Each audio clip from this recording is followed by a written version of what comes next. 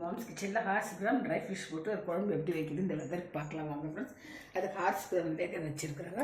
Tomato பியூரிங்க, coconut பேஸ்ட்டுங்க, curry leaf, coriander லீஃபுங்க, onion, ginger garlic பேஸ்ட்டுங்க, ஆயில், 2 ட்ரை ஃபிஷ் வச்சுருக்குறாங்க. மிளகாத்தூள், மஞ்சத்தூள், தனியாத்தூளுங்க, மஞ்சத்தூள், கத்திரிக்காய், உருளைக்கிழங்குங்க. அவ்வளோதாங்க. எண்ணெய் ஊற்றி வறுத்துக்கலாங்க. இப்போ ஆயில் வதங்கிட்டு கத்திரிக்காய் போட்டு வதக்கலாங்க. 2 போட்டு வதக்கிக்கலாம். இஞ்சி பூண்டு பேஸ்ட் வச்சுங்க. இப்போ மசாலா போட்டுக்கலாம். மிளகாத்தூள், தனியாத்தூள், மஞ்சத்தூளுங்க.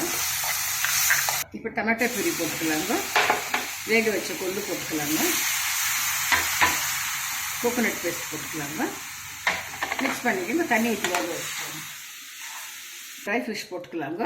கொரியண்டர் லீஃப் போட்டு கொதிக்க வச்சிடலாம். ஒரு 5 மினிட்ஸ் கொதிச்சுன்னா போதும், குழம்பு ரெடி ஆகிடுங்க. 1/2 கிராம் ட்ரை ஃபிஷ் குழம்பு ரெடி ஆகிடுச்சுன்னு கொச்சிடுச்சுங்க.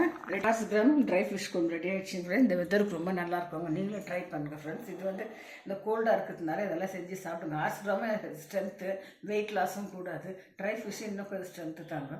நீங்களும் ட்ரை பண்ணுங்கள் ஃப்ரெண்ட்ஸ். தேங்க்யூ ஃபார் வாட்சிங். லைக் பண்ணுங்கள், ஷேர் பண்ணுங்கள், கமெண்ட் பண்ணுங்கள், சப்ஸ்கிரைப் பண்ணுங்கள். தேங்க்யூ ஃபார் வாட்சிங்.